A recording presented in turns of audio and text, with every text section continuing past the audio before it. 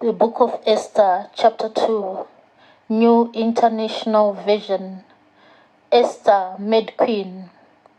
Later, when King Xerxes' fury had subsided, he remembered Vashti and what she had done, and what he had decreed about her. Then the king's personal attendants proposed, "Let a search be made for beautiful young virgins for the king. Let the king appoint commissioners in every province of his realm to bring all these beautiful young women into the harem at the citadel of Susa. Let them be placed under the care of Haggai, the king's eunuch, who is in charge of the women, and let beauty treatments be given to them. Then let the young woman who pleases the king be queen instead of Vashti."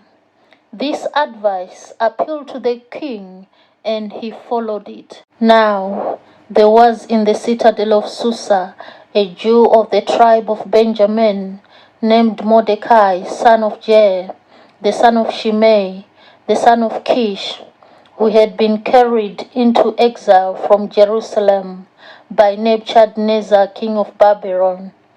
Among those taken captive with Joachim, king of Judah, Mordecai had a cousin named Hadassah, whom he had brought up because she had neither father nor mother. This young woman, who was also known as Esther, had a lovely figure and was beautiful. Mordecai had taken her as his own daughter when his father and mother died. When the king's order and edict had been proclaimed, many young women were brought to the citadel of Susa and put under the care of Haggai. Esther also was taken to the king's palace and entrusted to Haggai, who had charge of the harem. She pleased him and won his favor.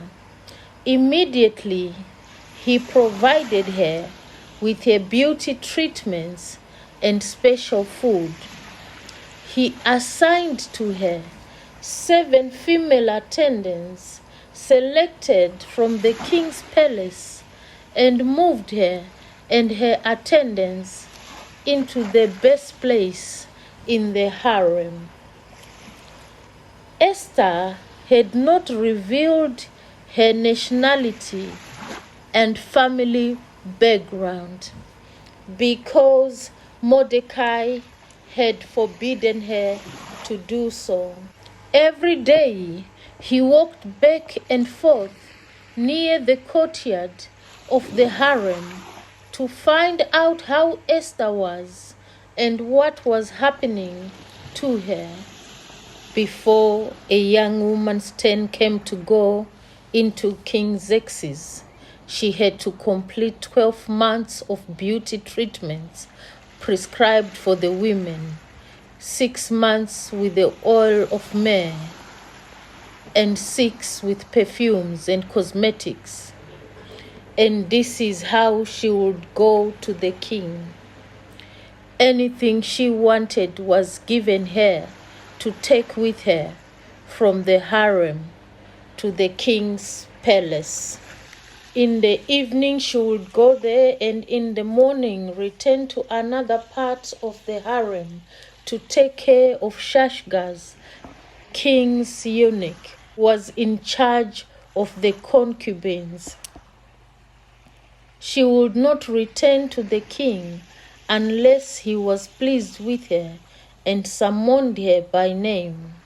When the turn came for Esther, the young woman Mordecai had adopted, the daughter of his uncle Abihail, to go to the king, she asked for nothing other than what Haggai, the king's eunuch, who was in charge of the harem, suggested. Esther won the favor of everyone who saw her.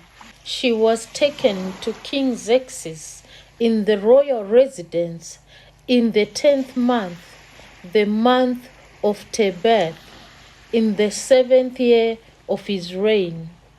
Now the king was attracted to Esther more than to any of the other women, and she won his favor and approval more than any of the other virgins. So he set a royal crown on her head and made her queen instead of Vashti. And the king gave a great banquet, Esther's banquet, for all his nobles and officials. He proclaimed a holiday throughout the provinces and distributed gifts with royal liberality. Mordecai uncovers a conspiracy. When the virgins were assembled a second time, Mordecai was sitting at the king's gate. But Esther had kept secret her family background and nationality, as Mordecai had told her to do, for she continued to follow Mordecai's instructions as she had done when he was bringing her up.